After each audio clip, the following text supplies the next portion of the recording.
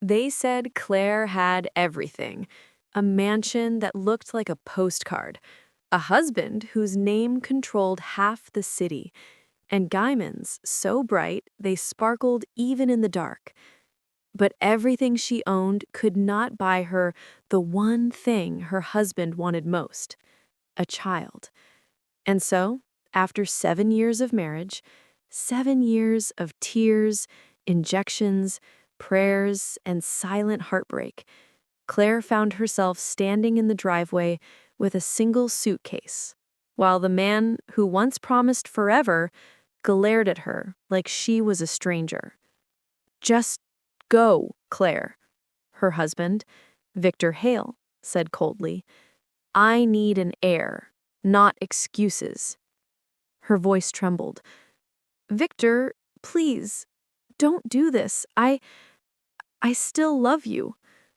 But he turned away, and the gates closed behind her with a finality that felt like death. For 2 days, Claire wandered the streets in worn-out slippers, the cold wind biting her skin. She had no friends. Victor had made sure of that. "Friends distract from perfect wives," he used to say. On the third night, rain poured like punishment from the sky. Claire sat under a bus shelter, hugging her knees, shaking from the icy wind, and from fear. She expected pity from strangers. She did not expect kindness. A pickup truck stopped. A man stepped out, tall, rough around the edges, brown hair slightly messy, clothes soaked from the rain. His eyes were gentle in a way Claire hadn't seen in years. "You all right there?" the man asked. Claire swallowed. I don't know." He crouched. "Name's Daniel Brooks. I'm not a creep, I promise." He gestured to the truck. "My kids and I live 10 minutes from here. You can dry off, get warm, no pressure." Claire looked at him, looked at the rain, looked at her shaking hands. Then she nodded. Daniel's home wasn't big, but it was warm. 3 little faces peeked at her from behind the couch. "Kids, say hi," Daniel said as he handed her a blanket. The oldest, a boy of about 9, stepped forward bravely. "I'm Liam." The middle child, a girl with freckles and missing front teeth, grinned. "I'm Jenny." And the smallest one, a shy 5-year-old boy, whispered, "I'm Noah."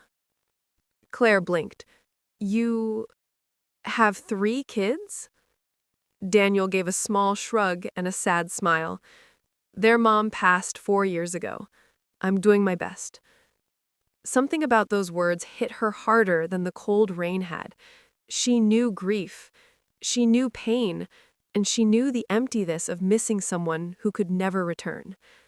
That night, she slept in the guest room, wrapped in warmth she hadn't felt in years. Days turned into weeks. Claire woke early, helped the kids get ready for school, learned how to pack lunches, and learned how to laugh again. She cleaned the tiny kitchen, cooked simple meals, and even fixed the broken cabinet door in Daniel's workshop. Every time she smiled, Daniel would secretly watch her from the doorway, wondering how someone so gentle had ended up on the street. One evening, as Claire washed dishes, Daniel leaned next to her. "You don't have to keep helping, you know." She looked at him. "But I want to. It makes me feel useful again." Daniel's expression softened. "You're more than useful, Claire. You're—" He stopped himself. "You're what? Broken? Fragile? Beautiful? Healing?" She turned away before he managed to finish. One night, something changed.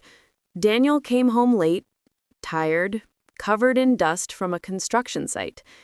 He found Claire asleep on the couch, with little Noah curled up on her lap like a baby cat. He stood there for a long time, admiring what he saw: a woman who carried heartbreak like a shadow, yet still managed to light up his home. He exhaled deeply. Maybe she was meant to find them. But the world had not forgotten Claire. especially not Victor Hale. He saw her again 3 weeks later, on TV. A reporter interviewing Daniel's construction company captured Claire in the background, holding Jenny's backpack. Victor froze. His jaw tightened. "That woman is my wife," he growled. Within 24 hours, black cars surrounded Daniel's home. Claire stepped outside, confused. Victor emerged wearing a suit worth more than Daniel's entire house. "Get in the car," Victor ordered, his voice sharp. "This circus is over." Claire took a step back. "Victor, please, don't do this here." Daniel came out, wiping his hands on his jeans. "Is there a problem?" Victor's eyes flashed. "Stay out of this. She's my wife." Daniel frowned. "The same wife you threw out in the rain?" Victor stiffened, embarrassed by the children watching. "This is none of your concern. Claire belongs with me." A cold shiver ran through her. The old fear returned, the fear of being owned, not loved. Victor extended his hand. "Claire." Silence. Jenny whispered, "Claire, don't go." Noah grabbed her leg, holding it with his tiny hands. Daniel swallowed hard, trying to be strong. "It's your choice. No pressure." For the first time in 7 years, nobody controlled her. Nobody threatened her. Nobody demanded anything from her. The choice was hers. Claire lifted her chin. Her voice was steady. "Victor, the day you threw me out, you ended our marriage. I am not your possession. I am not your burden, and I am not coming back." Victor's face burned with humiliation. "You're choosing him, a poor man with 3 kids?" Claire nodded softly. "I'm choosing peace." Jenny squealed and hugged her waist. Liam smiled proudly. Noah held her tighter. Daniel stood there stunned, hope flickering in his eyes. Victor shook his head in disbelief, then got in his car and drove away, his pride shattered. Life wasn't perfect after that. There were bills, there were challenges, there were moments Claire felt afraid of loving again. But there were also warm breakfasts, laughter, movie nights with popcorn, little Noah falling asleep on her shoulder, Daniel brushing a strand of hair behind her ear. And one calm evening, under the soft orange sunset, Daniel took her hands. "Claire, I know life hurt you before, but I promise you this, my kids and I will never throw you away." Tears filled her eyes. He kissed her gently. She had lost everything she once thought mattered, only to find something deeper. A home built on kindness, second chances, and love that didn't require perfection.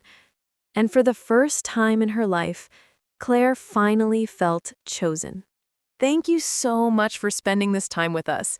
If this story touched your heart, please remember, kindness still exists in this world, and healing can find us in the most unexpected places. From all of us here at DYLN Stories, we wish you peace, comfort, and a little more hope in your journey. You're never alone, and your story isn't over. See you in the next video.